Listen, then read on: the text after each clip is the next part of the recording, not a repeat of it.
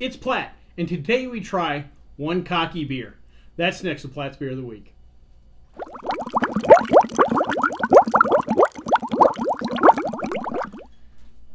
So the beer we have today is the Arrogant Bastard Ale. Comes to us from Stone Brewing. It's might possibly be their most popular beer. Was their first beer I was ever introduced to. Real quick, let's go over a little story on Stone Brewing. Stone Brewing was founded in 1996 in San Marcos, California. Their current headquarters is located in Escondido, California. They are currently the largest brewery in Southern California. So this is a big, successful brewery. Distributed most places here in the U.S. They may be in all 50 states now. Again, definitely a success. The original location, when they moved to Escondido from San Marcos, that current location now is home to, let me check my notes here, Port Brewing and the Lost Abbey. So at least that location is used for good, as we would say. In 2006, when they moved to Escondido, they created something called Stone Brewing World Bistro and Garden. It's a restaurant, patio, a garden area. They have a store where you can buy all their merchandise. Again, it's kind of the world headquarters. Got a little bit of everything for you. In 2013, they ended up expanding and building another brewing and a full kegging line to keep up with demand. Also that year, they built their second World Bistro in Point Loma, California. Again, this is a highly successful Southern California brewing. In 2016, they did something unique and what ended up being kind of slightly controversial. They ended up opening one of these Stone Brewing World Bistros in Berlin, of all places. They weren't expanding, up to San Francisco or out to the East Coast. They went all the way to Europe and one of the classic homes of brewing. They ended up selling, though, that bistro to Brewdog, the big British craft brew company. And that's where kind of the controversy came in, because Stone did a Kickstarter style fundraiser to help fund that building. Well, if you've never used Kickstarter, whatever, or Indiegogo, something like that, part of the gag with that is people aren't getting equity in the company or anything like that. They're kind of funding a project and not a business. And so the people that support you kind of feel, engaged with that. Well, if you turn around and then sell that project, people kind of feel a little hurt by that, and I think that was part of the controversy with that, but people are still drinking their beer, so I think it all kind of blew over.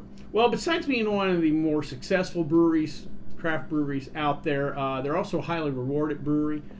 Just real quick, a couple of their awards. Their Levitation Ale won gold at the 2007 Great American Beer Fest.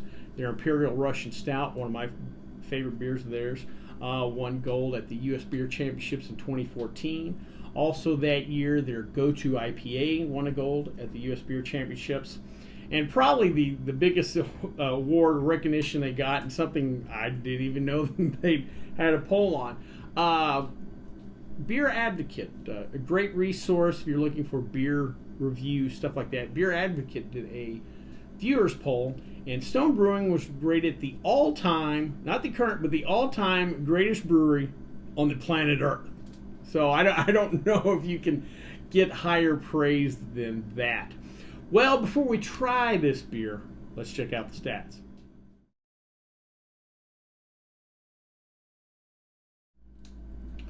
All right, so Arrogant Bastard Ale is considered what's called a American Strong Ale. Real quick, just to kind of go over the style, we'll go over the stats real quick. ABV anywhere from 7% all the way up to 20%. This is definitely a big beer, and will put you on your butt if you're not careful. IBUs 40 to 100. If you're going to produce a beer with this high ABV, you're going to have a lot of malt in there. You need some balance, so we're obviously ramping up the hops. And SRM 4 to 14. Color-wise, we're in the golden ale to picking up some light copper range. The category, kind of roundabout way, is kind of a catch-all category for high ABV ales. if you don't have the dark malts to where this would be considered a stout or a porter, you know, you wouldn't fall into those categories. You don't see lagers generally in this ABV range a lot of times. So and again, there's ale yeast use, so it's strong ale is what they come up to. This style is based on the Belgian strong ale style. If you've ever had a Duvel, a Golden Drac, those stylistically are the same beers.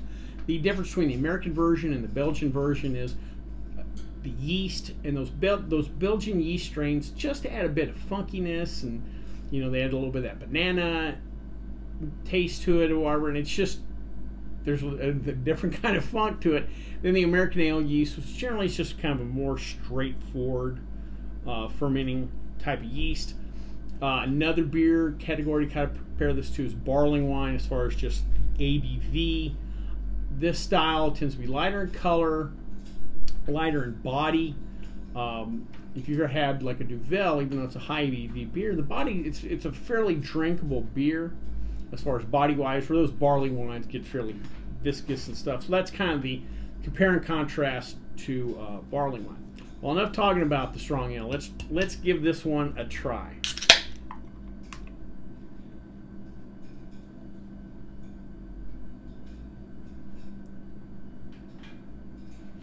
All right, this one is definitely more in the copper range, kind of darker copper. You get a pretty nice head of khaki. That's a khaki color head. All right, the hops are there, but they're not dominant on the nose. Move that over here. Let's give it a try. Oh, that is nice. Definite malt punch up front.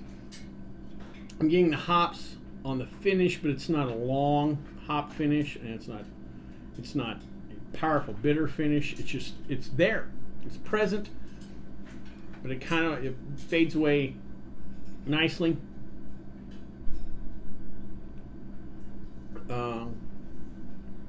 The alcohol is mild, but it's definitely there too. At 7.2, this is not over the top beer as far as your ABV, but it's still, again, this is more of a sipper, not a chugger.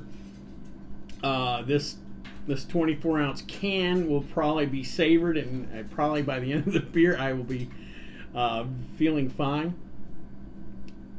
This is a great beer to,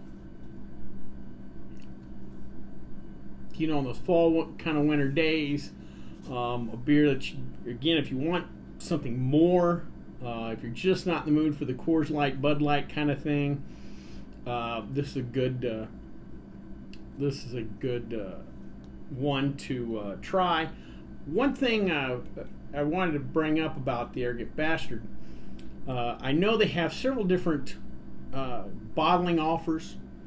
This is a 22 ounce can. They have, I believe they have 12 ounce bottles. Of course, it's on tap. They do something interesting though, and the first time I ever had this beer actually was I bought a Christmas gift for a friend, and they sell the Magnum size champagne bottles. They're real big.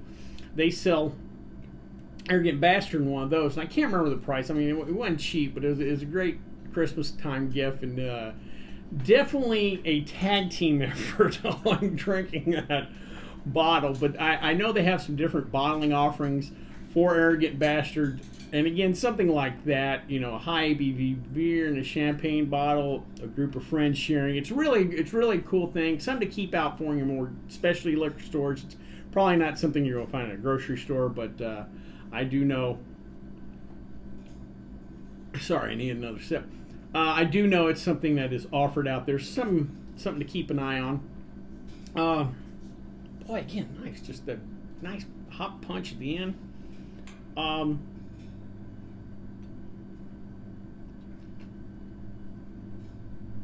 get just a hint of, you're leaving the bread and biscuity malts and getting into some of the caramel notes on there, but it's not, you're not yet to the chocolate and the coffee style malts. Overall, good brew. I'm going to have fun finishing this and while I'm editing this video. So, I hope you liked this video. If you did, please subscribe down below. Also, please like the video because it lets YouTube know we're putting out good content. If you have any questions, comments, or concerns, please leave them in the comment section, or you can contact me on the Twitter page. And one more thing, the liquor stores are finally opening up back here. So if you have any more suggestions on brews to try, I could finally, hopefully, start finding some of these beers again instead of buying them at my grocery store. Well, until next time, bottoms up.